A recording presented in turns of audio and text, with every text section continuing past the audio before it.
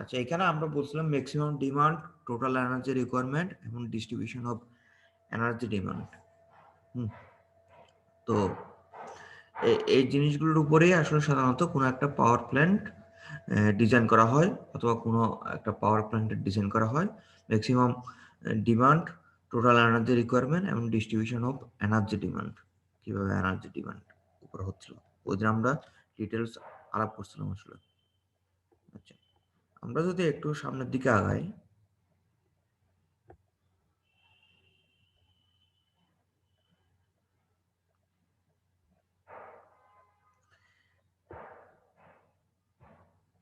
আচ্ছা একটা জিনিস পড়ছিলাম আমরা, ডিমান্ড ফ্যাক্টর।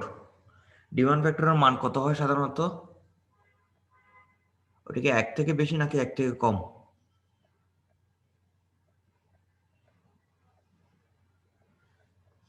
সিদ্দিক জামান।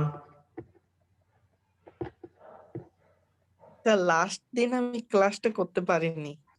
আচ্ছা, সাধারণত একটু দেখেন তো, কোনো একটা জায়গায় হচ্ছে কানেক্টেড লোড, মানে কোনো একটা, আমরা বাসাবাড়িতে চিন্তা করেন, বাসাবাড়িতে যে কানেক্টেড লোড, সবগুলোকে সবসময় সব লোডকে একসঙ্গে চালানো হয়? না স্যার। সো সো তাহলে নর্মাল কন্ডিশনে যদি এর ডিমান্ড ফ্যাক্টরের মান 1 হতো, যদি ম্যাক্সিমাম ডিমান্ড মানে আমি হচ্ছে যতগুলো লোড আছে কানেক্টেড, মানে ফ্রিজ, এসি, যতগুলো বাল্ব, টিভি, যতগুলো আছে সবগুলো চালানো হয়, এবং এটা যদি একসঙ্গে সবগুলো চালানো হয়, তখন ওই ক্ষেত্রে ম্যাক্সিমাম ডিমান্ড এবং কানেক্টেড লোড সমান হয়ে যায় এবং ডিমান্ড ফ্যাক্টরের মান 1 হয়। আর ন্যাচারালি সাধারণত, একের থেকে ছোট হয়, হ্যাঁ মানে ছোট হয়। বাসা বাড়ির জন্য আমরা হচ্ছে 0.4 ইউজ করি। হ্যাঁ, 0.4 ইউজ করি। আর হচ্ছে সাধারণত এই যে হোটেলের জন্য অথবা বড় বড় যে হোটেল আছে ওগুলোর জন্য হচ্ছে 25% হয়। আর রেফ্রিজারেশন প্ল্যান্ট যেগুলো আসলে সবসময় অন রাখতে হয়, সেগুলো হচ্ছে একটা থাম রুল, 90% হয়। আর নর্মাল বাসা বাড়ির জন্য 40% এর মতো হয়। ঠিক আছে? জি স্যার। এটা সাধারণত আসলে লোকেশনের উপর, মানে নেচার অফ লোড কানেক্টেড, মানে লোডটা কি ধরনের এবং হচ্ছে লোকেশন, অ্যাক্টিভিটি, এগুলোর উপর ডিপেন্ড করে।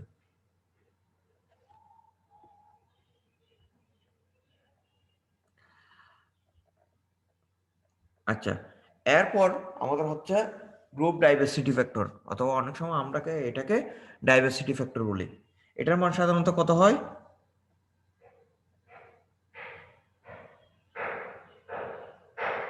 এটাও লেস দেন, মানে একটা হচ্ছে আপনার স্যার এটাও লেস দেন 1 হতে পারে, আবার বেশিও হতে পারে, একের থেকে বড় হয় স্যার। এটা হচ্ছে সাধারণত একের থেকে সবসময় বড় হবে। একটু দেখেন, sum of the individual maximum demand, মানে মনে করেন আপনার কোনো জায়গায় মনে করেন 50টা হাউস আছে, 50 জন কাস্টমার আছে। এই জিনিসটা বলতেছিল 50 জন কাস্টমারের ম্যাক্সিমাম ডিমান্ড কতটুকু। এখন দেখেন, ম্যাক্সিমাম ডিমান্ড কিন্তু 50 জন কাস্টমারের জন্য বিভিন্ন টাইমে বিভিন্ন রকম হতে পারে। মনে করেন কারো বাসায় এই যে 8টা থেকে রাত 8টা থেকে 9টা পর্যন্ত ম্যাক্সিমাম ডিমান্ড অকার করে, আর কারো বাসায় হতে পারে 5টা থেকে 6টা, অথবা 5টা থেকে 8টা। সো আর নিচেরটা হচ্ছে actual maximum demand of A group, মানে কতটুকু আসলে ওভারঅল, কতটুকু মানে হিসাব করার পর কতটুকু আসলে কোন একটা টাইমে ম্যাক্সিমাম ডিমান্ডটা হয়, অ্যাকচুয়াল ম্যাক্সিমাম ডিমান্ডটা। সো দেখা যায় আসলে, এটা দেখেন, আমি 3জন কনজিউমারের কথা চিন্তা করি, C1, মনে করলাম C2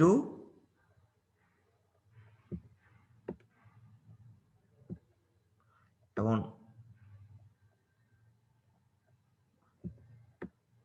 লিখতে পারতেছি না, দূর।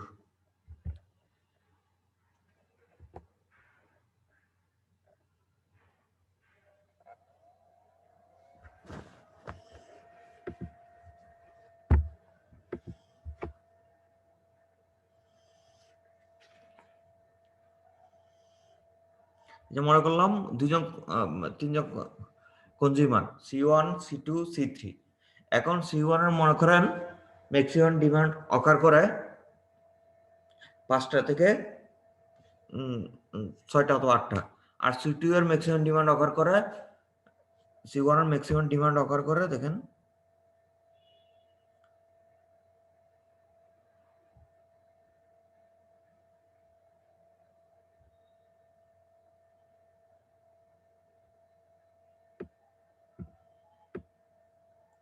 মনে করলাম হচ্ছে 500 ওয়াট, জাস্ট এমনি বোঝানোর জন্য আমি লিখতেছি 500 ওয়াট। এটা অকার করে মনে করলাম 5টা থেকে 7টা পর্যন্ত, 5 থেকে 7 PM।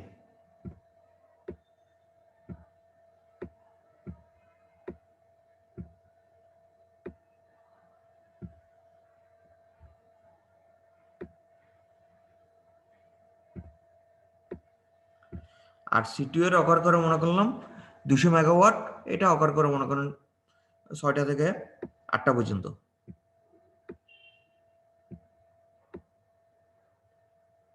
মনে করলাম আচ্ছা 600 ওয়াটের তৈরি, এটা অকার করে সাধারণত মনে করলাম আচ্ছা 7টা থেকে ধরি, 7টা থেকে 9টা পর্যন্ত। আর C3 এর ক্ষেত্রে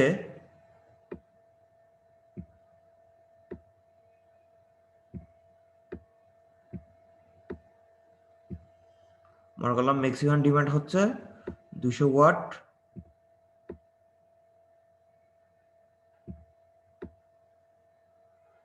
এটা অকার করে সাধারণত 8টা থেকে 10টা পর্যন্ত মনে করলাম, আমি ধরে নিচ্ছি। সো একটু দেখেন আমরা যখন পাওয়ার সাপ্লাই দেব এখন জিনিসটা, সো দেখেন এখানে হচ্ছে maximum demand, some of the individual maximum demand কত 500 600 200, তার মানে 1300।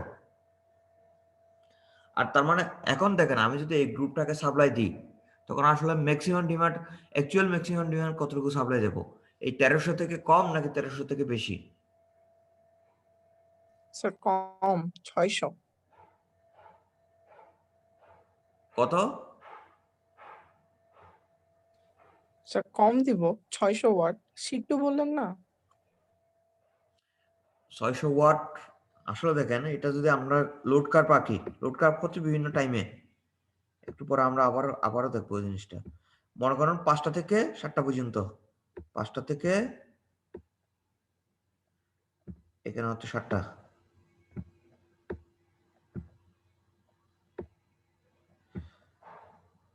5টা থেকে 7টা পর্যন্ত এটা কতটুকু, এটা আছে মনে করেন 500 মেগাওয়াট, 500 ওয়াট। এবং 7টা থেকে 9টা পর্যন্ত হচ্ছে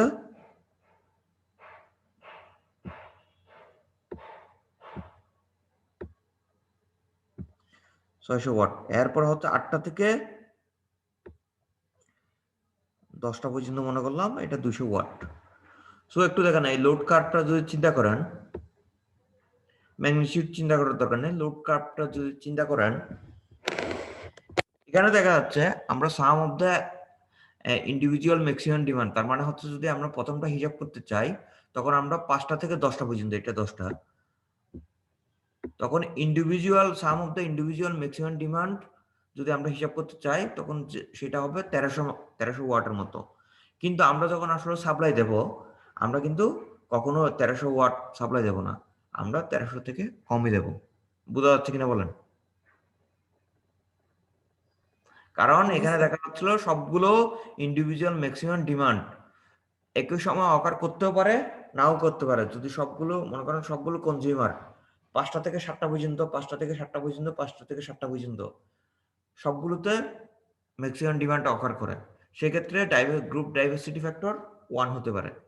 কিন্তু কিন্তু এটা আসলে এটা কখনো সম্ভব না, কারণ প্রতিটা জিনিসের একই সময়ে একই সাথে যে প্রতিটা কনজিউমারের ম্যাক্সিমাম ডিমান্ড একই সময়ে যে অকার করবে এটার পসিবিলিটি একদম নাই বললে চলে। সো আমরা তাহলে সবসময় হচ্ছে যেটা সাপ্লাই দিই অ্যাকচুয়াল ম্যাক্সিমাম ডিমান্ড যেটা হয় সেটা sum of the individual maximum demand থেকে অনেক কম। বোঝা যাচ্ছে কিনা বলেন? জি স্যার। আচ্ছা, এখন এই জিনিসটা একটু বলেন, সাধারণত ডাইভার্সিটি ফ্যাক্টর হাউসহোল্ডের জন্য আহ, কারণ 5 থেকে বেশি, কারণ বিভিন্ন হাউসহোল্ড বিভিন্ন টাইমে, কারণ আপনার বাসায় যে টাইমে ম্যাক্সিমাম ডিমান্ড অফার করবে আরেকজনের বাসায় ওই টাইমে নাও করতে পারে, অথবা ওই টাইমে সবগুলো ম্যাক্সিমাম ডিভাইসে অফ থাকতে পারে। কিন্তু ইন্ডাস্ট্রিয়াল কনজিউমারের ক্ষেত্রে সাধারণত আমাদের দেশে আসলে যেটা 11টার পর, যখন আমরা হেভি মেশিনগুলো রাত 11টার পর রান করি, ওইটা সাধারণত ওইটার জন্য ডাইভার্সিটি ফ্যাক্টর কম হয়ে থাকে। কারণ ওই সময় দেখা যায় ম্যাক্সিমামটি হেভি মেশিন যেগুলো অনেক বেশি পরিমাণ পাওয়ার নেয়, ওগুলো সাধারণত 11টার পর থেকে 5টা পর্যন্ত রান করা হয়, অথবা 7টা পর্যন্ত রান করা হয়। সো এক্ষেত্রে ডাইভার্সিটি ফ্যাক্টরটা লো হয়ে যায়, এটা সাধারণত 1.3 পর্যন্ত হতে পারে। বোঝা গেছে? জি স্যার। আচ্ছা, এখন একটু বলুন তো, ডাইভার্সিটি ফ্যাক্টর বেশি হওয়া ভালো না কম হওয়া ভালো?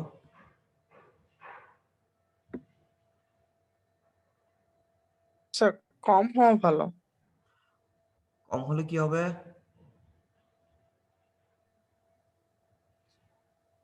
স্যার কম হলে আপনার ওই ফ্রিকোয়েন্সিটা ঠিক থাকবে। একটু দেখেন, আমরা কিন্তু সাপ্লাই দিচ্ছিলাম নিচেরটা, না? আমরা সাপ্লাই দিচ্ছিলাম নিচেরটা, না? এটাই তো সাপ্লাই জি দিই স্যার। নাকি?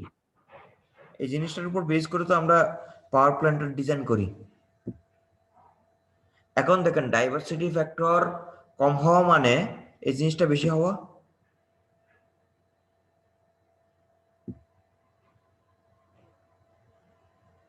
জি স্যার।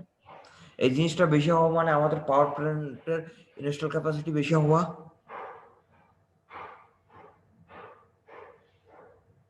জি স্যার। তার মানে পাওয়ার প্ল্যান্টটা হিসাব করতে, একটু দেখেন, পাওয়ার প্ল্যান্টটা হিসাব করতে আপনাকে হচ্ছে এই যে পাওয়ার প্ল্যান্টটা ইনস্টল করার জন্য সেম পরিমাণ পাওয়ার সাপ্লাই দিতে জন্য আপনাকে অনেক বেশি ইনস্টল ক্যাপাসিটি লাগবে। ঠিক আছে? সো জি আপনি স্যার। যদি পার ইউনিট কস্ট হিসাব করেন, ওই ক্ষেত্রে পাওয়ার প্ল্যান্টের পার ইউনিট কস্ট কিন্তু বেড়ে যাবে। সেই কারণে বলা হয়, একটু দেখেন, এই ডাইভার্সিটি ফ্যাক্টর ক্রিয়েট করার জন্য, সে কারণে আমাদের সময় অনেক সময় বলা হয় না, বড় বড় যন্ত্রপাতিগুলো সাধারণত ওই গ্রাম অঞ্চলে যে সেচ, যে মোটর অথবা জেনারেটর, এগুলো সাধারণত যে মোটর যেগুলো ইউজ করা হয় মানে সেচের জন্য, ওগুলো সাধারণত বলা হয় 11টার পর থেকে তার পরের দিন 7টা পর্যন্ত চালানোর জন্য। বোঝা গেছে? জি স্যার। যাতে একটু দেখেন, যাতে স্বাভাবিক অবস্থায় রেসিডেন্সিয়াল এরিয়াতে ডিমান্ডটা থাকে, ম্যাক্সিমাম ডিমান্ড অফার করে সাধারণত 7টা থেকে 10টার মধ্যে। বোঝা গেছে? জি এরপর স্যার। থেকে যদি হাই মেশিনগুলো চালানো হয়, তখন কি ওভারঅল দেখেন, ওভারঅল গ্রাফটা কিন্তু মানে বেশি ভেরিয়েশন হয় না। বোঝা যাচ্ছে কিনা বলেন? তখন 11টার পর যদি হাই মেশিনগুলো মানে যেগুলো অনেক বেশি লোড টানে, ওগুলো যদি চালানো হয়, এবং ওই সময় দেখা যায় আসলে আমাদের এই হাউস হোল্ডের লোড অনেক কমে যায়। সো আমাদের কিন্তু লোড কার্ভটা মোটামুটি স্টেডি থাকে, মানে মোটামুটি এত বেশি ভেরিয়েশন হয় না। বোঝা গেছে কিনা বলেন? জি স্যার। ভেরিয়েশন না হওয়া মানে, একটু আগে বলছিলাম আমরা, তার মানে ইন্ডিভিজুয়াল ম্যাক্সিমাম ডিমান্ড বিভিন্ন বিভিন্ন টাইমে অকার করতেছে।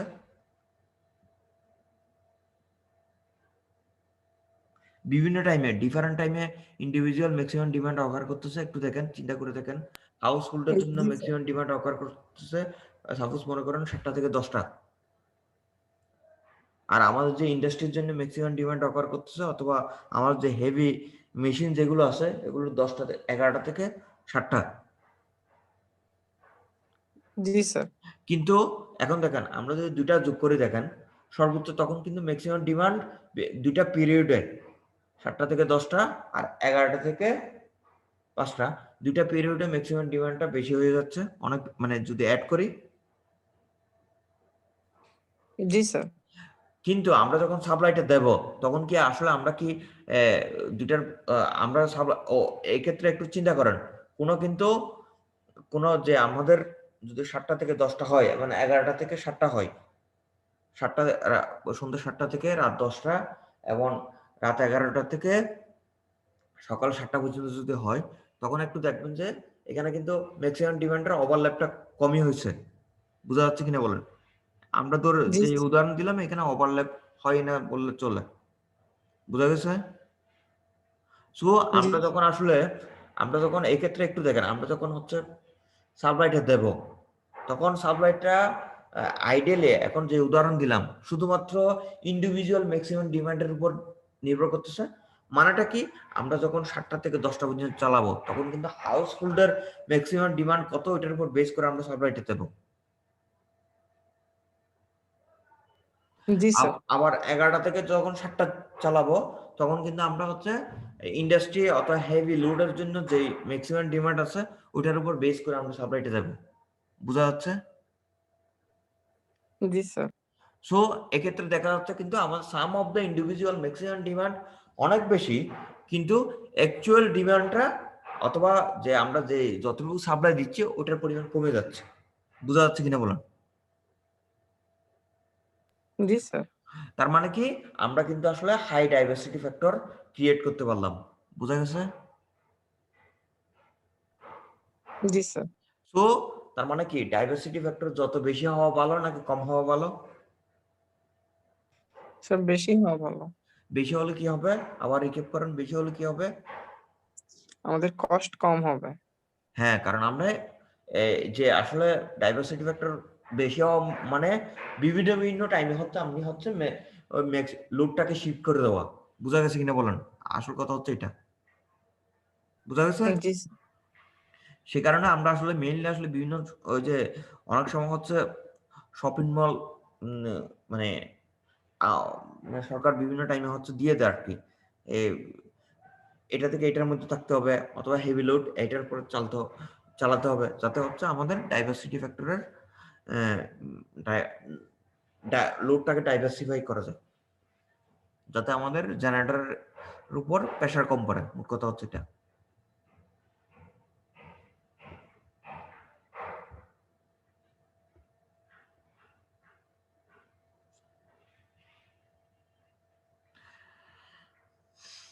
আরেকটা জিনিস হচ্ছে peak diversity factor. Peak diversity factor আগের মতো maximum demand of a consumer group এবং হচ্ছে ডিমান্ড অফ কনজিউমার গ্রুপ একটা time of system peak demand. মানে দেখবেন যে আসলে কোনো টাইমে এমন হয়ে যায় মনে করেন আপনি যদি হেভি লোডগুলো 10টা থেকে চালু করেন আপনার হাউস হোল্ড গুলো মনে করেন 11টা পর্যন্ত চলে তখন দেখবেন যে আসলে 10টা এবং 11টার মধ্যে কিছু একটা টাইমের জন্য কিন্তু আপনাকে অনেক বেশি পরিমাণ হচ্ছে ম্যাক্সিমাম মানে ডিমান্ড অকার করে। বোঝা যাচ্ছে কিনা বলেন? যদি ওভারল্যাপ হয় দুইটা জি গ্রাফ স্যার যদি ওভারল্যাপ হয় তখন ওই জিনিসটাকে ওই স্বাভাবিক অবস্থায় আমরা যে বড় বড় জেনারেটর যেগুলো ডিজাইন করি সাধারণত নর্মাল ডাইভার্সিটি ফ্যাক্টর যাতে স্যাটিসফাই করা ওইটার উপরে কিন্তু পিক ডাইভার্সিটি ফ্যাক্টর যখন চলে আসে তখন আমরা সিস্টেমের পিকটা ওই যে তখন আমরা বিভিন্ন যে মানে আইপিপি অথবা ইঞ্জিন আছে ওগুলো আমরা সাধারণত ইউজ করি কারণ খুব শর্ট টাইমের জন্য যাতে আমরা ডিমান্ডগুলো সাপ্লাই দিতে পারি। বোঝা গেছে কিনা বলেন? জি স্যার সে কারণে অনেক সময় দেখা যায় ওই কারণে কস্টটা অনেক বেশি পড়ে ওই টাইমে কারণ এটা খুব অল্প টাইমের জন্য আপনাকে সিস্টেমটা স্টেবল রাখার জন্য মানুষজন যাতে লোডশেডিং না হয় এটা ঠিক রাখার জন্য আমরা খুব অল্প টাইমের জন্য এটা ইউজ করি যাতে পিক ডিমান্ডটা আমরা মিট করতে পারি।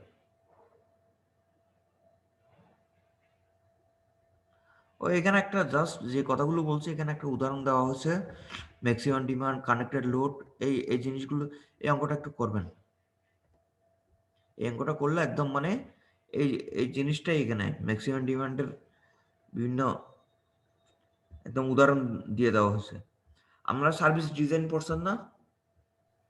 জি স্যার, এই কোর্সে চলছে মানে 3 to 10। হ্যাঁ, হ্যাঁ, হ্যাঁ। ওইখানে হচ্ছে এই জিনিসগুলো থাকার কথা আরকি। কিছু অংশ হলো।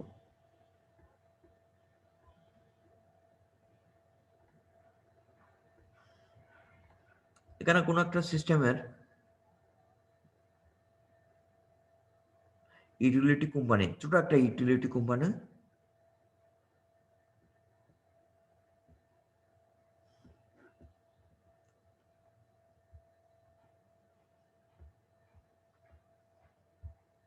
উদাহরণ দেওয়া হয়েছে। এই অঙ্কটা একটু দেখবেন, ইম্পর্টেন্ট আসতে পারে এটা।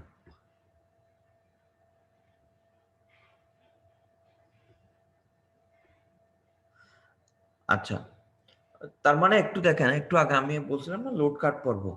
এখন আমাকে একটু বলেন তো লোড কার্ভ মানে আসলে এই আজকের সাধারণত স্বাভাবিক অবস্থায় লোড কার্ভ গুলো ডেইলি লোড কার্ভ হয়। তার মানে 24 ঘন্টার জন্য আমাদের সাধারণত ডিমান্ড ভার্সেস টাইম, উপরের দিকে ডিমান্ড থাকে ভার্টিক্যালি, আর হরিজন্টালি থাকে টাইম। এক্স অ্যাক্সিসে টাইম আর ওয়াই অ্যাক্সিসে আমাদের ডিমান্ড কতটুকু ওইটা থাকে। সো আমাদের সাধারণত লোড কার্ভ হচ্ছে বিভিন্ন টাইমে কোন একটা এরিয়াতে অথবা কোন একটা কান্ট্রির ধরতে পারেন, এটা হচ্ছে জোন অনুযায়ী ভাগ করা হয়। কতটুকু লোড অকার করে ওই অনুপাতে আসলে আমরা সাধারণত সাপ্লাই দিই। সো লোড কার্ভের মেইন একটা উদ্দেশ্য হচ্ছে আমরা আসলে ফোরকাস্ট করে সাধারণত লোডগুলো এক সপ্তাহ আগে হচ্ছে আমরা সাধারণত ফোরকাস্ট করি। ফোরকাস্ট মানে আগের থেকে বলি, হ্যাঁ এই দিনে এত এইভাবে হতে পারে। এখন হচ্ছে তার মানে আমাকে এই জেনারেটর এতটুকু অন রাখতে হবে। সো এখানে একটা জিনিস দেখাচ্ছিল, একটু দেখেন। ওই এই যে ইন্ডাস্ট্রিয়াল লোডের জন্য দেখাচ্ছিল, আর আরবান একটু জাস্ট বিভিন্ন জিনিস। স্ট্রিট লাইটেনিং দেখেন, 12টা থেকে 6টা, আবার 6টা থেকে 12টা। তার মানে সন্ধ্যা 6টা থেকে 12টা পর্যন্ত হচ্ছে আহ, ওই যে রাস্তার বাতিগুলো জ্বলে। স্যার, এখানে industrial load 6 AM to 6 PM লেখা আছে। হ্যাঁ, এখানে দেখেন এগুলো হচ্ছে এক একটা, এই যে দেখেন এটা হচ্ছে ইউএসএ সিস্টেমের জন্য মেইনলি আসলে ডিজাইন করা। এক একটা সিস্টেমের ও ক্রাইটেরিয়া এক এক রকম। এই দেখেন এখানে হচ্ছে উইন্টারে কি অবস্থা হচ্ছে আর সামার কি অবস্থা হচ্ছে। স্টিম সাপ্লাই সিস্টেম কি আমাদের দেশে আছে? না স্যার। হ্যাঁ, এটা মানে এক এক জায়গার জন্য আসলে এক একভাবে ডিজাইন করা। ওদের তো সারপ্লাস ক্যাপাসিটি, ওর যখন ইচ্ছে তখন ইউজ করতে পারে। স্বাভাবিক অবস্থায় এমনি রাখা হয় কি 6টা থেকে 12টা পর্যন্ত, 6টা থেকে 12টা পর্যন্ত, সন্ধ্যা 6টা থেকে রাত 12টা অথবা 11টা পর্যন্ত। ওটা মেইনলি ডেডিকেটেড করা হয় এই যে হাউস হোল্ড লোডগুলো যাতে প্রবলেম না হয়। বোঝা গেছে কিনা বলেন? জি স্যার। এই যে এখানে দেখছেন 6টা থেকে 12টা পর্যন্ত দেখেন ম্যাক্সিমাম, কারণ এই সময় মানুষ সর্বোচ্চটা ইউজ করে, মানে হাউস হোল্ডার গৃহস্থলের কাছে।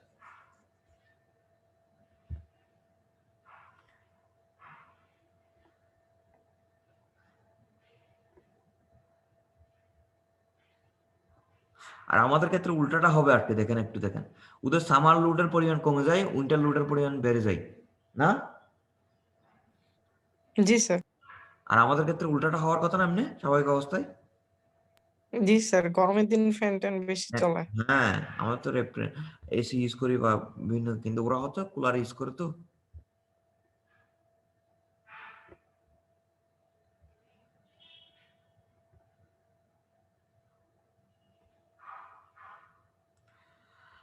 আচ্ছা, এখানে একটা জিনিস একটু দেখেন, এগুলো দরকার নেই। ক্রোনোলজিক্যাল লোড কার্ভ, তার মানে কোন টাইমে কোন লোড অন করতে হবে অফ করতে হবে, এগুলো সাধারণত। কারণ একটু আমি ল্যাপটপটা চালাতে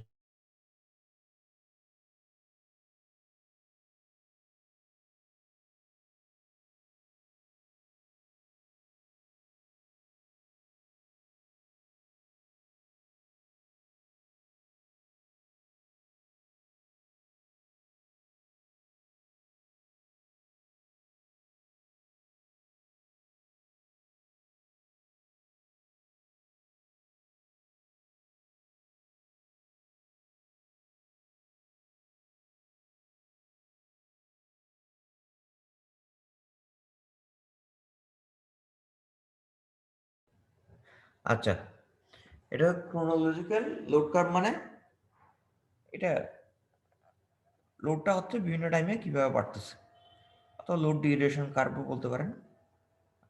এটা হচ্ছে লোড ডিউরেশন কার্ভ এমনভাবে ডিজাইন করা হয় যাতে ম্যাক্সিমাম থেকে মিনিমাম পর্যন্ত। এটা কিন্তু ক্রোনোলজিক্যালের ক্ষেত্রে আমরা সাধারণত এটাই ইউজ করি, এই যে কোন টাইমে কতটুকু। আর এটা হচ্ছে আওয়ারটাকে 24 ঘন্টায় ভাগ করা হচ্ছে, কোন টাইম কতটুকু না, আসলে কয় ঘন্টা যাবত হচ্ছে এটা সাপ্লাই দিচ্ছে কতটুকু, এটা এইভাবে। এটা টাইমের উপর, এটা কিন্তু একটা দিনের টাইমের উপর, মানে এখানে টাইম নির্দেশ করা হয়েছে, এখানেও টাইম নির্দেশ করা হয়েছে, কিন্তু এটা কোন টাইম এটা স্পেসিফাইড না, ঠিক আছে। আর এনার্জি ডিউরেশন কার্ভ এটা হচ্ছে কিউমুলেটিভ, কতটুকু এনার্জি ডিউরেশন কার্ভ ইয়ে করা হচ্ছে। সাধারণত আমরা ক্রোনোলজিক্যাল লোড কার্ভ অথবা লোড ডিউরেশন কার্ভই ইউজ করি সাধারণত। আর এই ক্ষেত্রে এনার্জি এগুলো দেখলেই বুঝবেন, এটা সামেশন করা হয় সাধারণত।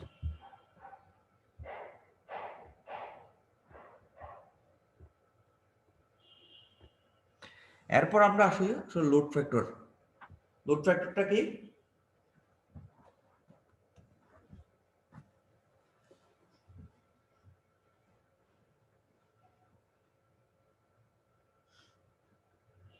সাধারণত এভারেজ লোড এবং হচ্ছে ম্যাক্সিমাম লোডের কোনো একটা জায়গার এভারেজ লোড এবং কোনো একটা জায়গার ম্যাক্সিমাম লোডের যে রেশিও, এটাকে লোড ফ্যাক্টর বলা হয়।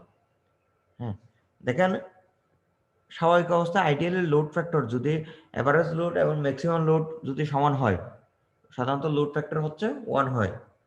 আমরা প্র্যাকটিক্যাল লোড ফ্যাক্টর কত?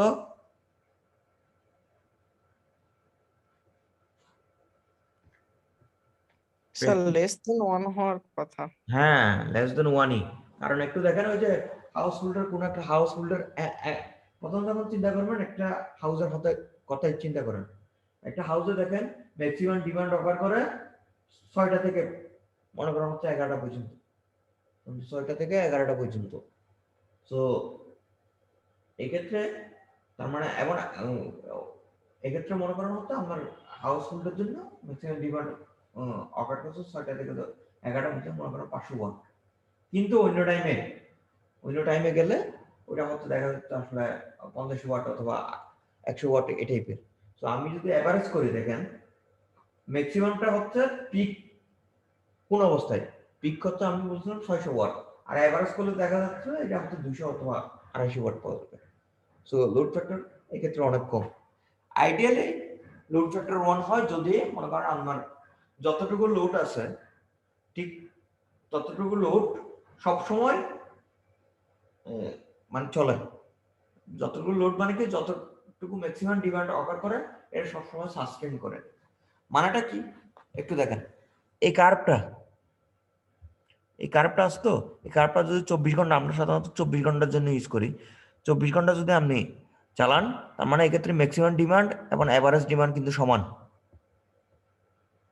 বুঝা গেছে? জি স্যার। তো এটা খুবই সিম্পল জিনিস। আর ক্যাপাসিটি, আচ্ছা আরেকটা জিনিস, লোড ফ্যাক্টর বেশি হওয়া ভালো না কম হওয়া ভালো? স্যার কম হওয়া ভালো। কেন? সেই ক্ষেত্রে স্যার আমাদের হচ্ছে পাওয়ারটা কম ইউজ হচ্ছে। একটু দেখেন, লোড ফ্যাক্টর কম হলে কি হবে? এল ম্যাক্সিমাম বেড়ে যাবে না? চিন্তা করেন, জি স্যার। এল ম্যাক্সিমাম বাড়া মানে কি, ওই আগের মতোই আমাদের ইনস্টল ক্যাপাসিটি বাড়াতে হবে, কারণ ওই টাইমটা তো সার্ভ করতে হবে নাকি। জি সো আমাদের সাধারণত লোড ফ্যাক্টর যত যত বড় হবে বেশি তত, হবে তত ভালো। হ্যাঁ তত আমাদের জন্য ভালো, ঠিক আছে। কারণ আমরা যাতে আসলে কার্ভটা আমি তো আপনাকে উদাহরণটা একটাই বললাম হাউস হোল্ড, কিন্তু একটা পাওয়ার সিস্টেম তো, একটা পাওয়ার প্ল্যান্ট শুধু হাউস হোল্ডে দেয় না, এটা তো ইন্ডাস্ট্রিয়াল লোড আছে, বিভিন্ন লোড আছে। সো আমাদের যাতে আসলে লোড কার্ভটা একদম মোটামুটি সাস্টেনেবল থাকে, মানে বেশি উঠানামা যাতে না করে। উঠানামা করলে তো এখানে এভারেজ লোড এবং ম্যাক্সিমাম লোডের ডিফারেন্স করবে। বুঝা গেছে কিনা বলেন? জি স্যার।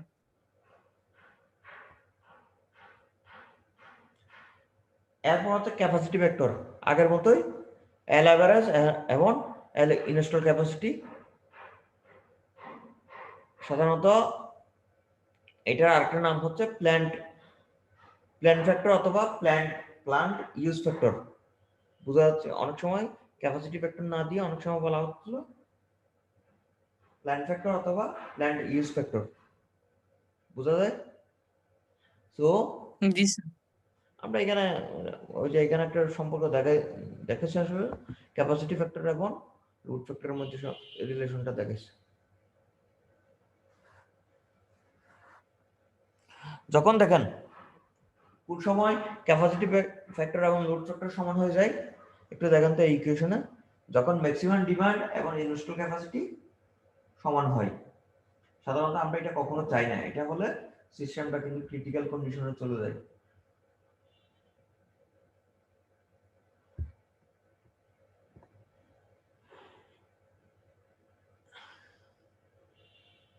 ওই যে এরপর হচ্ছে ইউটিলাইজেশন ফ্যাক্টর হচ্ছে ম্যাক্সিমাম ডিমান্ড এখন হচ্ছে ইনস্টল ক্যাপাসিটি। এমনি নাম থেকেই বোঝা যায় ইউটিলাইজেশন ফ্যাক্টর মানে আমরা কতটুকু ইউটিলাইজ করতে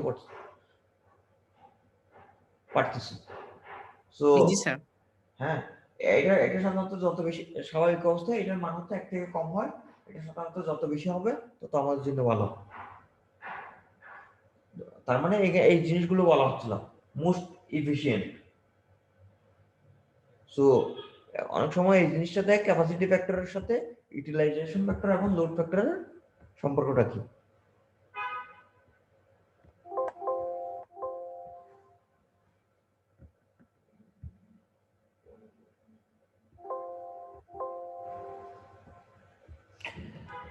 এই জিনিস মোটামুটি আমাদের থিওরি হচ্ছে এতটুকু। আমরা এই ম্যাথগুলো করবেন, এখানে একটা উদাহরণ ম্যাথ দেওয়া আছে এবং আমি হচ্ছে ভিকে ম্যাথার বই আছে একটা, প্রিন্সিপাল অফ পাওয়ার সিস্টেম, আমি দিয়ে দেবো আপনাদের। ওখানে একটা চ্যাপ্টার আছে, আমি নামটা ভুলে গেছি চ্যাপ্টার কথা, আমি লিখে দেবো এখানে গুগল ক্লাসরুমে, ওইখান থেকে আপনারা হচ্ছে দেখবেন। বুঝা যাচ্ছে? আচ্ছা ঠিক আছে স্যার। ওখানে অনেকগুলো উদাহরণ দেওয়া আছে, কারণ এই জিনিসগুলো দরকার হচ্ছে বিভিন্ন আমাদের চাকরির পরীক্ষা অথবা কেউ যদি ওই পরীক্ষাগুলো দিতে চান, অবশ্যই এই জিনিসগুলো খুব দরকার। বুঝা গেছে? জি স্যার। আচ্ছা, আপনারা এখন ওই যে মোটামুটি অনেকে আসছেন, আচ্ছা আপনারা সেকেন্ড পরীক্ষা কখন দেবেন? ওই যে সেকেন্ড ইন কোর্স এক্সাম কখন দেবেন বলছিলেন?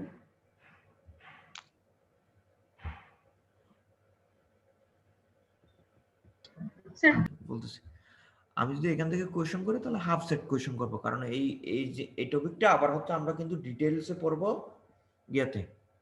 আমরা পাওয়ার সিস্টেম প্রোটেকশন নামে একটা হচ্ছে সাবজেক্ট আছে, আমাদের হচ্ছে সামনে আসবে আর কি। সো ওইখানে হচ্ছে আমরা একদম ডিটেলসে পড়বো। যারা নেন এটা পড়ার একটাই কারণ, জাস্ট একটু ধারণা দেওয়া। কারণ যাদের হচ্ছে মেজর হয়তো পাওয়ার না, মেজর মাইনর পাওয়ার না, তারা হয়তো ওই সাবজেক্টটা পাবেন না। ঠিক আছে? ওই কারণে আমাদের এখন এই জিনিসগুলো একটু আমরা ট্রাই করে আসলে বোঝার ট্রাই করি। এটা ওই বড় একটা স্লাইড দিছিলাম না, এই যে আমাদের সার্কিট ব্রেকার কিভাবে কাজ করে। So, ওখানে একটা ম্যাগনেটিক রিলে আছে রিলেটা কি আসলে? স্যার। রিলেটা হচ্ছে কাইন্ড অফ সুইচ। যখন সেইটা হচ্ছে, যদি ওটা ম্যাগনেটিক হয় তাহলে মনে করেন যে ভোল্টে ওইটা, মানে মনে করেন আমি যদি 12 ভোল্টের রিলে নিই, যদি কোনো কারণে 12 ভোল্ট হয়ে যায় তাহলে ওইটা যেটা হচ্ছে নন কানেক্টেড সুইচ সেটার সাথে কানেক্ট হয়ে যায়। মানে নর্মালি ওপেন থাকে, আচ্ছা, 12 ভোল্ট হয়ে গেলে এটা ক্লোজ হয়ে যায়, হ্যাঁ, মানে পাথ চেঞ্জ সিম্পল করে। জিনিস একটু দেখেন। আমাদের সিম্পল জিনিস হচ্ছে সার্কিট ব্রেকারকে অপারেট করবে সিগন্যালটা যাবে হচ্ছে রিলে থেকে, নর্মাল কথা। সার্কিট ব্রেকার কি করে, একটা লাইনের হচ্ছে ব্রেক করে দেয়, মানে লাইনটা ডিসকানেক্ট করে দেয় কোন সময়? এটা হচ্ছে যখন রিলে থেকে সিগন্যালটা পাই। জাস্ট রিলে কিচ্ছু না, একটা হচ্ছে সেন্সিং ডিভাইস। রিলের কাজটা হচ্ছে জাস্ট সেন্স করে সার্কিট ব্রেকারকে কোন একটা হচ্ছে সিগন্যাল দিয়ে দেওয়া। এটা ইলেকট্রিক্যালে হতে পারে, অ্যানালগ সিগন্যাল হতে পারে, অথবা মেকানিক্যাল সিগন্যাল হতে পারে। ঠিক আছে, জি স্যার। এটা আমরা একটু দেখবো ওই জিনিসটা। জাস্ট এটা বলে রাখেন, মনে রাখেন, রিলে হচ্ছে একটা হচ্ছে সেন্সিং ডিভাইস, যেটা আসলে যেটা মেইন পারপাসটা হচ্ছে সার্কিট ব্রেকারকে অপারেট করা। এখন হচ্ছে এই সিগন্যালটা ও যে কোনো ভাবে দিতে পারে, অ্যানালগলি দিতে পারে, অথবা ডিজিটাল সিগন্যালও সেই কোনো একটা লাইনের মধ্যে, যখন আমরা একটু পরে ডিটেলস দেখবো, কোনো একটা লাইনের মধ্যে যখন সেই কোনো একটা অ্যাব্রাপ্ট যখন চেঞ্জ দেখবে, তখন সে কিন্তু একটা সিগন্যাল পাঠাতে পারে। এই যে এই জিনিসটা ইনপুট, রিলের ইনপুট সাধারণত ইলেকট্রিক হয়, ইলেকট্রিক্যাল ইনপুট সাধারণত দেওয়া হয়। এটার মেকানিক্যালও হতে পারে, থার্মাল হতে পারে, আদার কোয়ান্টিটিস হতে পারে এই জিনিসগুলো।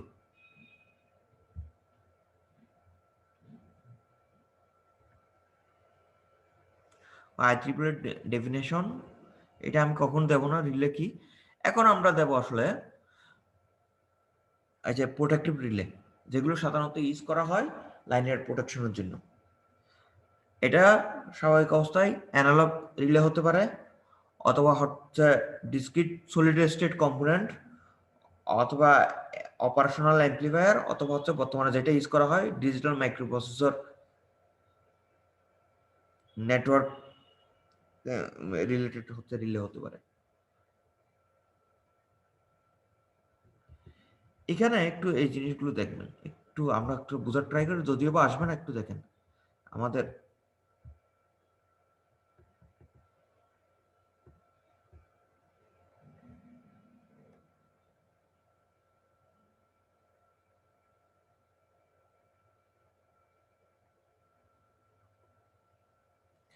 আমাদের কেন পাওয়ার সিস্টেমের মধ্যে হঠাৎ করে হচ্ছে কেন পাওয়ারের একটা অ্যাব্রাপ্ট চেঞ্জ হতে পারে। ওই দেখেন হচ্ছে লাইটেনিং হতে পারে, এই কারণে দেখা যাচ্ছে, যদিও বা এটা আমরা পড়ছিলাম আসলে এটা ট্রানজিয়েন্ট, অল্প টাইমের জন্য। এই এই অবস্থার জন্য আমাদের হচ্ছে আমরা চাই না সার্কিট ব্রেকার অপারেট করুক। কিন্তু এটা যদি অনেক বেশি যদি হচ্ছে এটার কারণে দুটা লাইন যদি শর্ট হয়ে যায়, যে কোনো কোনো কারণে দুটা লাইন যদি শর্ট হয়ে যায়, তখন কিন্তু মানে মনে করেন কোনো একটা, যদিও বা পড়ে না, আমরা কিন্তু প্রোটেক্টিভ শিল্ড লাগাই উপরে। যদি কোনো কোনো কারণে দুটা লাইন শর্ট হয়ে যায়, তখন কিন্তু এটা আমরা এটা সাস্টেন করতে পারে। অথবা দেখেন এটা পার্মানেন্ট ফল্ট, এই দেখেন আমাদের পাওয়ার লাইনে হচ্ছে অনেক সময় গাছ পড়তে পারে, পাওয়ার লাইনের ইন্টারাপশন, অথবা হচ্ছে এটা আমাদের দেশে সাধারণত হয় না। আমি আগে বলছিলাম আমাদের single line to ground fault সাধারণত 70 থেকে 80%, ফেস টু ফেস ফল্ট অথবা লাইন টু লাইন ফল্ট যেটাকে আমরা বলি, এটা এরকম লাইন টু লাইন, মানে line to line through ground, এটা 17 থেকে 10%, আর ফেস টু ফেস ফল্ট এটা, এবং থ্রি ফেস ফল্ট হচ্ছে 2 থেকে 3%। সবচেয়ে সিভিয়ার কোনটা ফল্ট?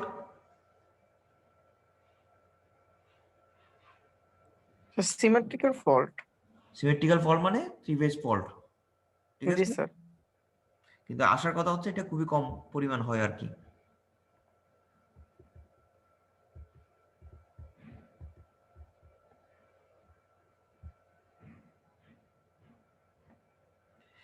এখন একটু আমরা আসলে একটু দেখবো আসলে রিলে হচ্ছে প্রোটেক্টিভ রিলেটা কিরকম হয় আসলে।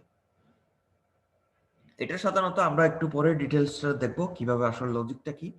এটা সিঙ্গেল ইনপুট নিতে পারে অথবা মাল্টিপল ইনপুট নিতে পারে, ওইগুলোকে সেন্সিং করে আমরা হচ্ছে সেন্সিং করে এটা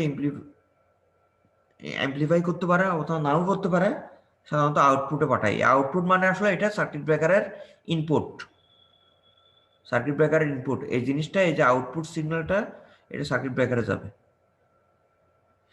এখন দেখেন ইনপুট কি কি হতে পারে, কারেন্ট হতে পারে, ভোল্টেজ হতে পারে, ইনসুলেশন হতে পারে, টেম্পারেচার। ইনসুলেশন ঠিক আছে কিনা, এই যে সাধারণত যেটা আমরা ইম্পিডেন্স রিলেটেড রিলেতে দেখি টেম্পারেচার সেন্স করতে পারে।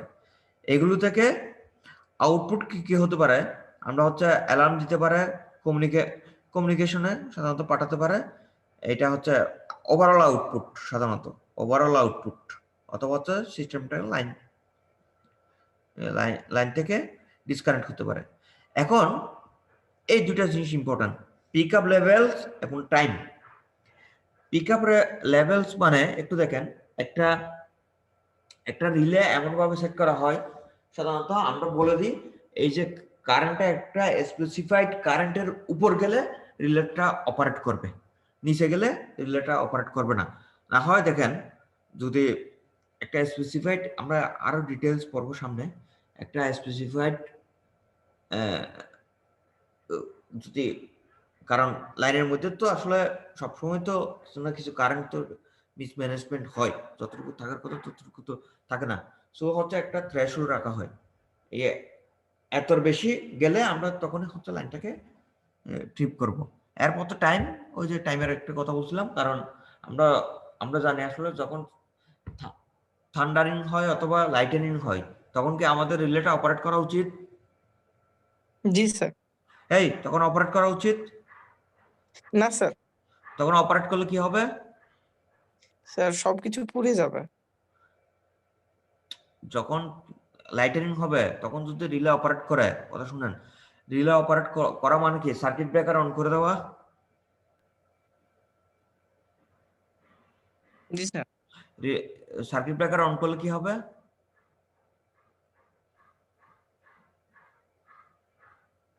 স্যার কারেন্ট পাস হবে।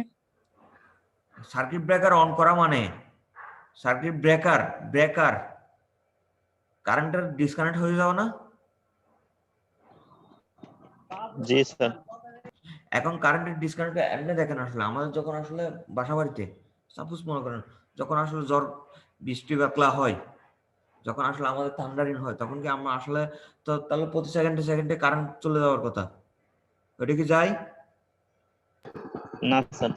ওইটা আমরা বলছিলাম, ওইটা আসলে কিন্তু হিউজ পরিমাণ পাওয়ার ফ্লো করে অথবা কারেন্ট ফ্লো হয়, কারণ ভোল্টেজ লেভেল যেহেতু অনেক বেড়ে যায়, সেই অনুপাতে কারেন্টের ইয়েও বেড়ে যায়, কিন্তু ওইটা খুব অল্প টাইমের জন্য।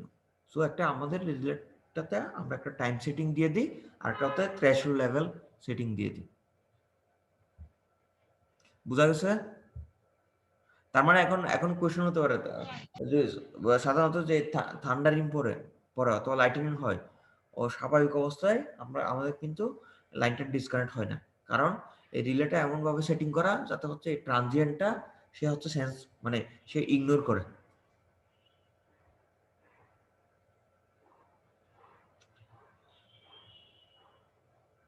এই যে জিনিসগুলো বলা হচ্ছিল, প্রোডাক্টিভ রিলে সেন্স ট্রাবল, মানে লাইনের মধ্যে যে কোনো ফ্রিকোয়েন্সি বেড়ে গেল, ওই যে আমরা হয়তো অত টেম্পারেচার বেড়ে গেল অথবা ভোল্টেজ বেড়ে গেল অথবা কারেন্ট, এই জিনিসগুলো।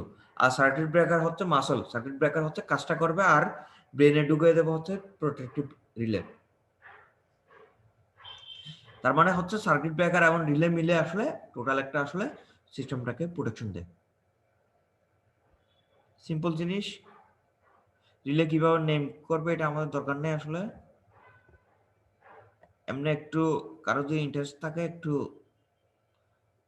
আপনারা দেখতে পারেন।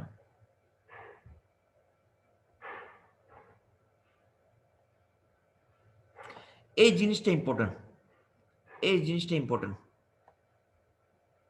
নাম্বারটা ইম্পর্টেন্ট। যদিও বা মনে রাখার দরকার নেই, কিন্তু কোনো সময় যদি কোনো জায়গায় দেখেন, মানে মনে রাখার দরকার নেই, কয়েকটা রিলে একটু মনে রাখতে হয় সাধারণত। যেমন হচ্ছে যেগুলো সবচেয়ে বেশি,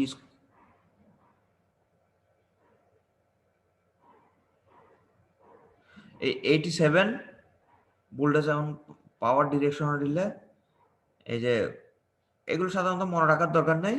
জাস্ট হচ্ছে আপনারা যখন হচ্ছে, অথবা ফ্রিকোয়েন্সি রিলে যেটা, এগুলো আপনারা যখন হচ্ছে কোনো জায়গায় সাধারণত লেখা থাকে আর কি, 87A 87B এরকম করে লেখা থাকে, ওই জিনিসগুলো দেখলে আমরা হচ্ছে উল্টাইয়ে ওই জিনিসটা, ওইটা কি রিলে মানে আপনারা বুঝতে পারবেন। স্বাভাবিক অবস্থায় কোনো একটা ডিভাইসের উপর পুরোটা রিলে, এটা হচ্ছে ডিফারেন্সিয়েট রিলে অথবা বিভিন্ন ধরনের যে রিলে গুলো আছে ওগুলোর নাম উল্লেখ থাকে না। এটা হচ্ছে সাধারণত নাম্বার এবং হচ্ছে তার হচ্ছে টাইপ এ বি সি এই টাইপের জিনিস উল্লেখ থাকে।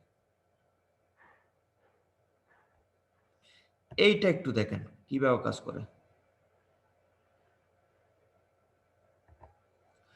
এখানে একটা জিনিস একটু দেখেন, একটা দেখলে বুঝতে পারবেন, খুবই সিম্পল জিনিস।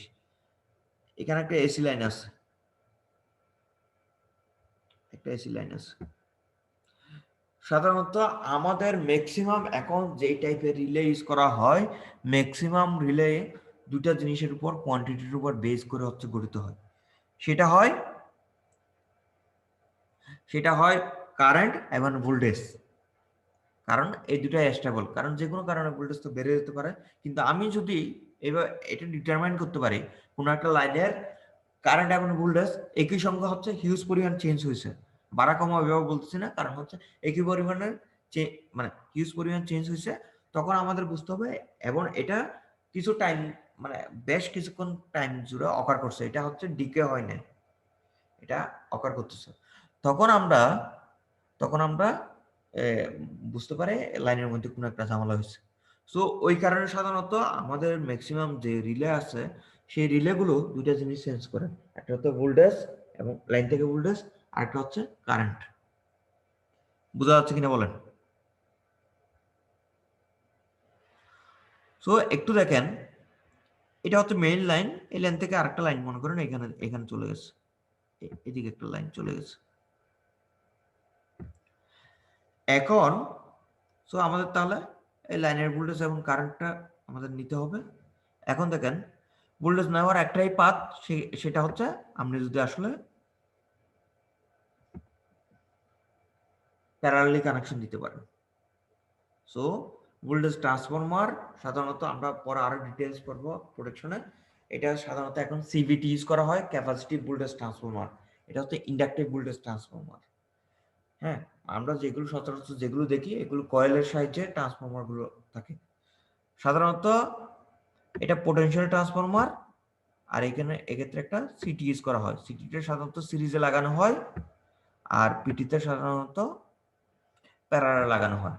এই দুইটা থেকে হচ্ছে সেন্স নেওয়া হয়, অথবা এটা কারেন্ট কতটুকু আর ভোল্টেজ কতটুকু এটা সেন্স নেওয়া হয়। সেন্স নেওয়ার পর এই দুইটা জিনিস যদি আমাদের স্পেসিফাইড ভ্যালু থেকে, অথবা আমাদের যে এই দুটো জিনিসের সাহায্যে আমরা বিভিন্ন জিনিস কম্পেয়ার করি, এটা ভোল্টেজ কম্পেয়ার করতে পারি অথবা হচ্ছে ইম্পিডেন্স কম্পেয়ার করতে পারি। আমার যদি স্পেসিফাইড ভ্যালু থেকে কম বেশি হয়, অনেক বেশি কম অথবা অনেক বেশি বেশি হয়, আমরা অথবা স্পেসিফাইড ভ্যালু থেকে অনেক বেশি পরিমাণ চেঞ্জ হয়, তখন আমরা এখানকার যে আউটপুট একটা সিগন্যাল জাস্ট এটা এখানে সার্কিট ব্রেকারে আমরা পাঠিয়ে দিই। বোঝা গেছে কিনা বলেন? বোঝা গেছে? জি স্যার। সো আসলে আমাদের রিলে কিচ্ছু না, রিলে হচ্ছে ওই যে সেন্স করে আমাদের একটা সিগন্যাল প্রডিউস করা, যেটা আসলে আমাদের মেইন সার্কিট ব্রেকারকে অপারেট করবে।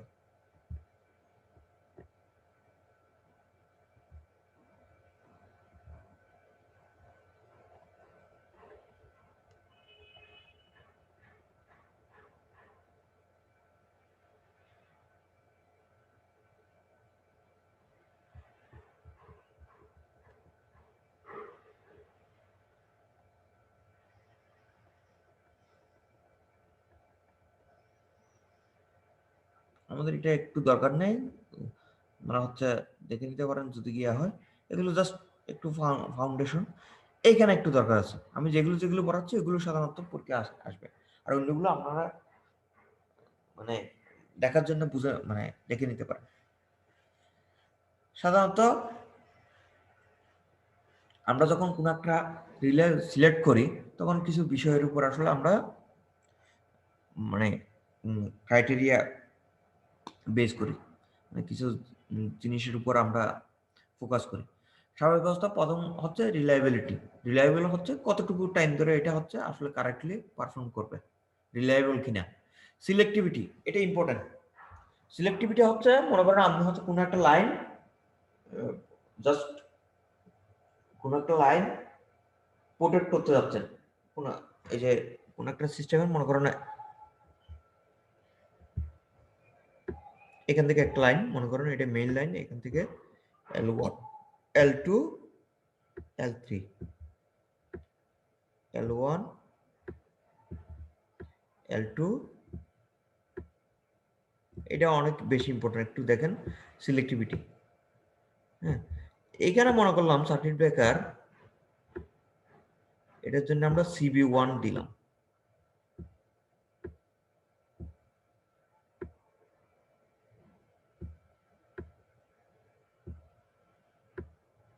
আচ্ছা, এই সিবি সার্কিট ব্রেকার আমরা এই লাইনে লাগালাম কারণ L1 লাইনটাকে আমরা যাতে প্রোটেক্ট করতে পারি। এখন মনে করেন সার্কিট ব্রেকার এটা হচ্ছে রান করলো যখন আসলে L3 লাইনে, আমরা কিন্তু L3 লাইনে কোনো প্রোটেকশন নাই। দেখেন L3 লাইনে কিন্তু কোনো প্রোটেকশন নাই, আমাদের প্রোটেকশন আছে শুধুমাত্র L1 লাইনে। সো আমাদের সার্কিট ব্রেকার অপারেট করা উচিত যখন আসলে L1 লাইনে কারেন্ট অথবা ভোল্টেজের একটা হিউজ পরিমাণ মিসম্যাচ হয়।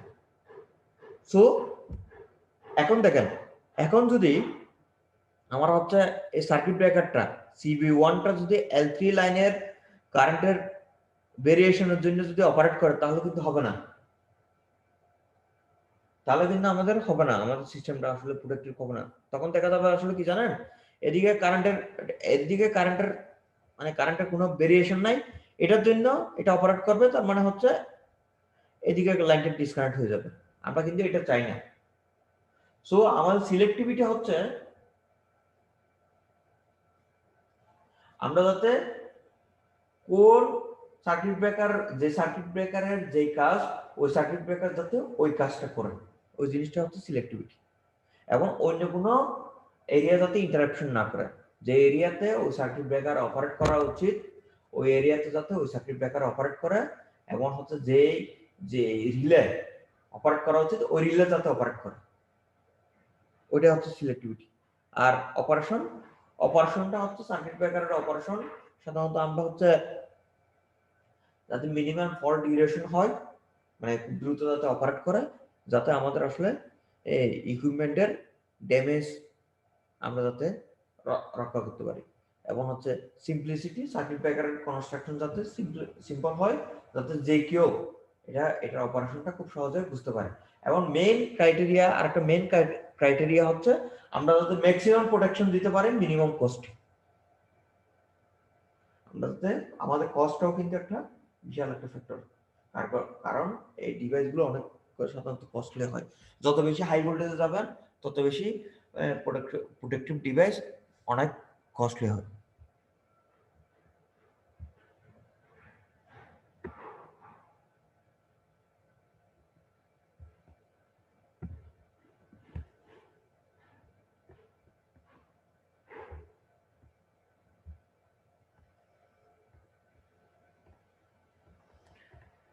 ও রিলায়েবিলিটি কি হয়, রিলায়েবিলিটি দুইটা জিনিসের উপর ডিপেন্ড করে, সাধারণত ডিপেন্ডেবিলিটি এবং সিকিউরিটি।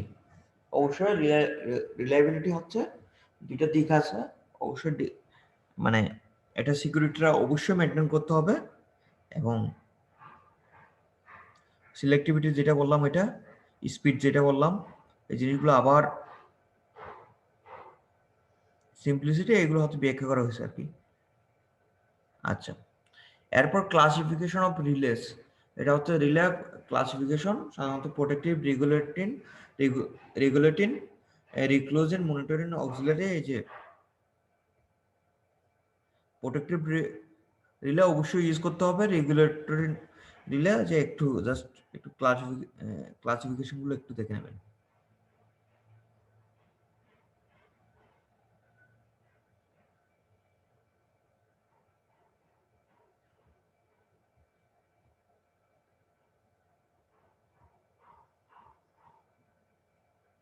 এখানে একটু দেখবেন, এই জিনিসটা একটু আমরা দেখবো। আমি কিন্তু যেগুলো পরীক্ষা আসতে পারে ওইগুলো মেইনলি পড়াচ্ছি, অন্যগুলো আমরা হচ্ছে আরো ইন্টারেস্ট থাকলে একটু পড়ে নিন। হ্যাঁ, এখানে একটা দেখেন, এই জিনিসটা কি, এখানে এই যে স্কোয়ার একটা হচ্ছে ডায়াগ্রাম দেওয়া আছে, এটা কি? স্যার ব্রেকার এইটা এই জিনিসটা কি, এটা কি, এটা স্যার হচ্ছে ব্রেকার এটা সার্কিট ব্রেকার, আর এই দুটা কি ওটা স্যার সিটি। সিটি, কারণ লাইনে সিরিজে লাগানো। হ্যাঁ, আমাদের সার্কিট জি ব্রেকারগুলো আমরা যখন ডিফারেন্ট টাইপ অফ রিলে পড়বো তখন বুঝবো। এই যে দেখেন এখানে হচ্ছে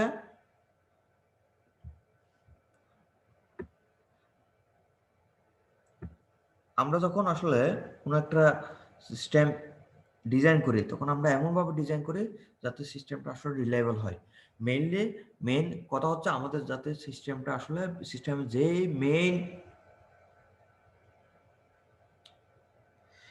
ইকুইপমেন্ট আছে, সিস্টেমের মেইন ইকুইপমেন্ট সাধারণত জেনারেটর এবং ট্রান্সফরমার, মেইন ইকুইপমেন্ট ওগুলো যাতে ওগুলো এবং কস্টলি হয়, ওগুলো যাতে রক্ষা পায়, মেইন কথা হচ্ছে এটা। সো আমাদের যখন আসলে রিলে সেটিং দিই অথবা রিলে জোন ক্রিয়েট করি তখন আমরা চাই আসলে জোনগুলো যাতে ওভারল্যাপ হয়। ওভারল্যাপ হয় মানে একটু দেখেন এই যে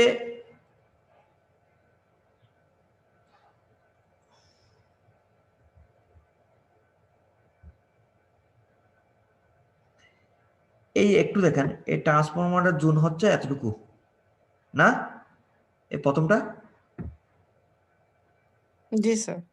এখন দেখেন কোনো কারণে যদি স্যার এখানে জেনারেটর, কি বুঝি স্যার নাই, এখানে জেনারেটরের আরো একটা ব্রেকার হওয়ার কথা না? আগে ওইটা দেখাই নাই, জাস্ট হচ্ছে ওরা ট্রান্সফরমারের উপর বেস করে গিয়া করছে, বোঝানোর ট্রাই করছে আসলে জিনিসটা কি। আমরা ট্রান্সফরমারটাই জেনারেটরের আগে একটা হওয়ার কথা, কিন্তু এখানে দেখাই নাই আর কি, জাস্ট এখানে জাস্ট ওভারল্যাপিংটা দেখাচ্ছে। আচ্ছা স্যার। হ্যাঁ, এখানে জাস্ট ওভারল্যাপিংটা দেখাচ্ছে, জাস্ট একটা জিনিসে ওরা ফোকাস করছে আর কি। এখানে যে এই জিনিসটা আছে, এখন এটা হচ্ছে প্রাইমারি, এটা অবশ্যই তার মানে হচ্ছে এখানে কোনো একটা ফল্ট হলে অবশ্যই আশেপাশে কোনো ফল্ট হলে এটা অপারেট করা উচিত, সার্কিট ব্রেকার অপারেট করে আমার লাইনটা ব্রেক করে এই ট্রান্সফরমারটাকে রক্ষা করা উচিত। এখন যদি কোনোভাবে যদি এটা না হয়, এখানে দেখানো হয় না এদিকে আরেকটা ব্রেকার আসলে, তখন আসলে দেখবেন যে আসলে এই জিনিসটা দিয়ে প্রোটেক্টিভ হচ্ছে। বোঝা যাচ্ছে কিনা বলেন, বোঝা গেছে কিনা বলেন। জি স্যার। আচ্ছা, যদিও বা না হয় তখন আসলে এখানে দেখানো হয় না, তখন আমরা দেখা যায় আরো একটা বড় জোন দিয়ে ওটা করা হয়। যদিও বা এক্ষেত্রে দেখা যায় আসলে অনেক টাইম লাগে, প্রাথমিক অবস্থায় জোন ওয়ানে সবচেয়ে বেশি অপারেট করে, আমরা একদম মানে পাওয়ার সিস্টেম প্রোটেকশনে সবকিছু ডিটেলস পড়বো। জোন ওয়ানে খুব দ্রুত অপারেট করে। জোন ওয়ান হচ্ছে যেটার জন্য যে যেই ইকুইপমেন্টের জন্য যে সার্কিট ব্রেকারটা আসলে কাজ করা উচিত ওইটা কাজ করে, কাছাকাছি যে সার্কিট ব্রেকার আছে ওইটা। এখন যদি ওইটার যদি কোনো কারণে কাজ না করা হয় তখন আমরা আসলে ব্যাকআপ প্রোটেকশন রাখি, যেটা হচ্ছে সাধারণত জোন 2 অথবা জোন 3 তে চলে যায়।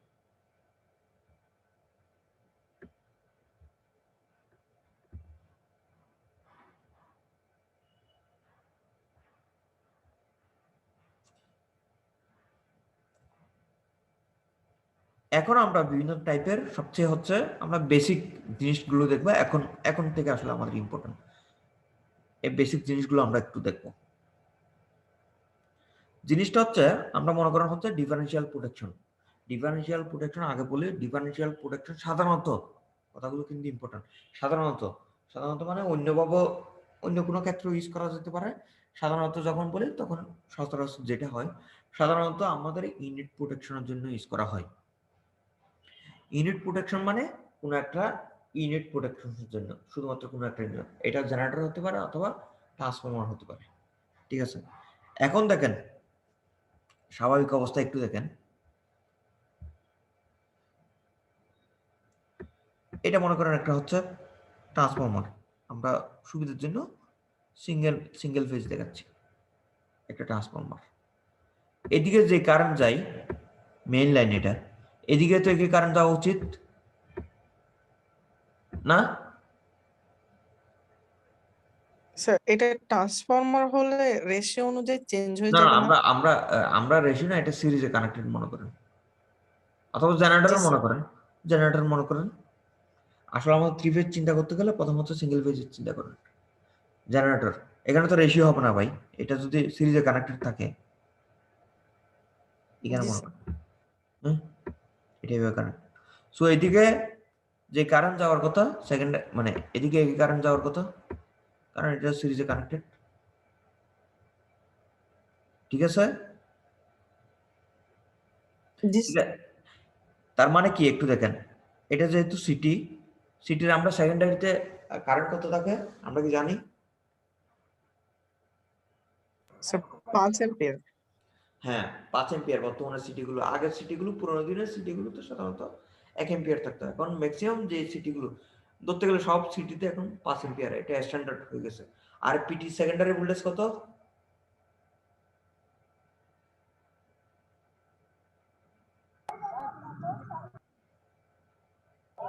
Sir 110 volt.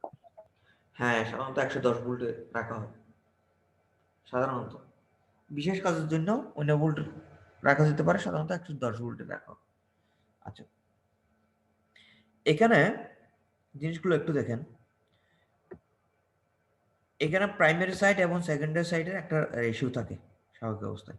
যদি মনে করেন এইদিকে 1000 এম্পিয়ার যাচ্ছে, আমি একদম জাস্ট একটা ওভারভিউ দিচ্ছি, 1000 এম্পিয়ার যাচ্ছে, 1000/5 মনে করেন রেশিও। সো এদিকে হচ্ছে 5 এম্পিয়ার গেছে। এখানে কিন্তু কিছু জিনিস বুঝবেন, এটা লেখার সময় যদি আপনারা কোনো সময় পোটেনশিয়াল ট্রান্সফরমার এই সার্কিটগুলো আঁকেন, তখন কিন্তু কারেন্টের ঢোকার ডিরেকশন অথবা বের হওয়ার ডিরেকশন কোনো একভাবে আপনাকে দেখিয়ে দিতে হবে, না হয় স্যার বুঝতে পারবে না। এটা ইম্পর্টেন্ট। এটা মানে দেখেন কারেন্টের ঢোকার ডিরেকশন যদি এদিকে হয়, সো আমরা কি কি জানি আসলে, আমরা কনভেনশন, আমরা যখন ম্যাগনেটিক সার্কিট পড়ছিলাম, কারেন্টের বের হওয়ার ডিরেকশন এদিকে হবে না, কারণ এই চিহ্ন তো আছে। আমার ইচ্ছা আপনি এখানে ডটও দিতে পারেন, এখানেও ডট দিতে পারেন। বোঝা গেছে কিনা বলেন? জি স্যার। একইভাবে কারেন্টের এদিকে যদি হয়, কারেন্টের বের হওয়ার ডিরেকশন এদিকে হবে। আচ্ছা, আমরা একটু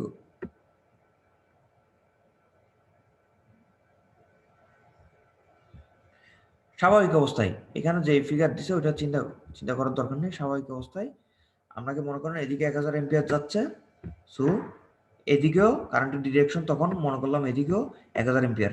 এখানে কি দিছে মনে করুন, দরকার নেই। তার মানে এদিকে এদিকে 5 এম্পিয়ার, এদিকে 5 এম্পিয়ার, আবার তখন আবার এদিকেও 5 এম্পিয়ার, না এদিকে 5 এম্পিয়ার। সো আসলে এই জিনিসটা এমন ভাবে ডিজাইন করা হবে, স্বাভাবিক অবস্থায় এদিকে যদি 1000 এম্পিয়ার যায়, সেকেন্ডারি সাইডে এদিকে 1000 এম্পিয়ার যাচ্ছে, তখন এদিকে 5 এম্পিয়ার হলে এদিকে 5 এম্পিয়ার হচ্ছে। এবং এর মধ্যে দিয়ে অপারেটিং কয়েলে, যেহেতু এখানে কোনো কারেন্টের কোনো মিসম্যাচ নাই, সো অপারেটিং কয়েলটার মধ্যে দিয়ে এখানে কিন্তু রিলে সেট করা হয়। হ্যাঁ, এখানে এই অপারেটিং কয়েল যেটা আছে এটার মধ্যে দিয়ে সাধারণত আইডিয়াল কন্ডিশনে কোনো কারেন্ট ফ্লো করবে না।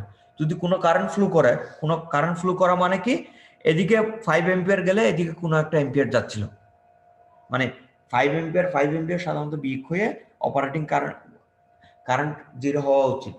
কিন্তু কোনো কারণে যদি কোনো জায়গায় মনে করেন মাঝখানে কোনো একটা ফল্ট হয়েছে,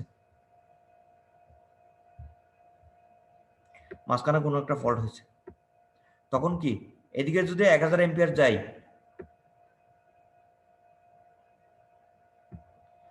1000 এম্পিয়ার যায়, এদিকে কি 1000 এম্পিয়ার যাবে তখন? না স্যার, কম বেশি হবে। বেশি হতে পারে, কম হতে পারে। এদিকে আপনি কি জেনারেটর আছে কিনা তো জানেন না। জি স্যার। হ্যাঁ, কারেন্টটা অথবা কারেন্টের ডিরেকশন উল্টে যেতে পারে, আপনি জানেন না আসলে। সো আসলে তখন দেখা যাবে আসলে একটা মিসম্যাচ, এখানে এই অপারেটিং কয়েল দিয়ে একটা কারেন্ট ফ্লো করবে। এই কারেন্টটা ফ্লো করা মানে আপনার হচ্ছে তখন এই অপারেটিং কয়েল দিয়ে একটা কারেন্ট ফ্লো করবে, এই তখন এই জিনিসটা সে একটা সার্কিট ব্রেকারকে সিগন্যালটা দেবে। বোঝা যাচ্ছে কিনা বলেন?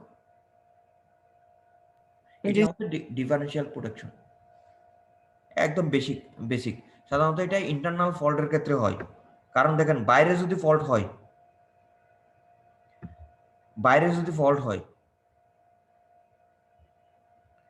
এদিকে যদি ফল্ট হয়, এটাকে ডিটেক্ট করতে পারবে কিনা বলেন? ফল্টটা মনে করেন না এদিকে, স্যার, ওটা তো কারণ লুপের কারণ বাইরে। কারণ তো একই যাবে, আসলে কারণ তো একই যাবে। আমরা একদম জি। বেসিকটা পড়তেছি, তখন আমরা ডিটেক্ট করতে পারবো না, কারণ দুইটা দুইটা এই যে দুইটা কয়েলের মধ্যে দিয়ে সেকেন্ডারি কারেন্ট একই হবে তখন ওই ক্ষেত্রে।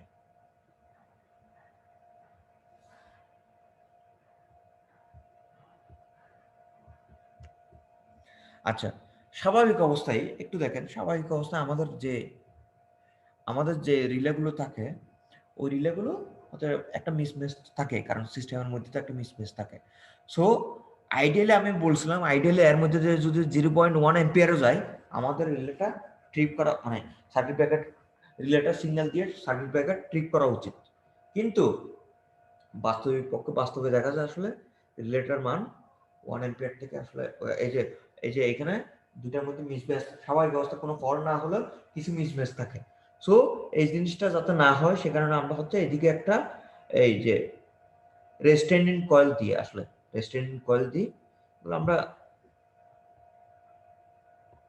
একদম বেসিকটা একটু রেস্টেন্ডিং কয়েল দিই, যাতে হচ্ছে কারেন্টের একটা মিসম্যাচ, একটা থ্রেশহোল্ড ক্রিয়েট করি। কারণ স্বাভাবিক অবস্থা আইডিয়াল সিচুয়েশনে এটা 0 হয় ওই অপারেটিং কয়েল দিয়ে কারেন্টের পরিমাণ। কিন্তু আমরা জানি দুইটা ট্রান্সফরমারের মধ্যে যদি কানেকশন দিই, তখন হচ্ছে ওয়াই ডেল্টার জন্য আমাদের একটা কিছু অ্যাঙ্গেল মিসম্যাচ হতে পারে, ওই কারণে আমাদের মধ্যে কিছুটা হলো সার্কুলেটিং কারেন্ট ফ্লো করে। সো আমরা সে কারণে আসলে পার্সেন্টেজ ডিফারেন্সিয়াল রিলে দিই, যেটা আসলে দুই পাশে দুইটা আমরা রেজিস্ট্যান্ট ওয়াইন্ডিং ইউজ করি, কয়েল ইউজ করি দুই পাশে দুইটা।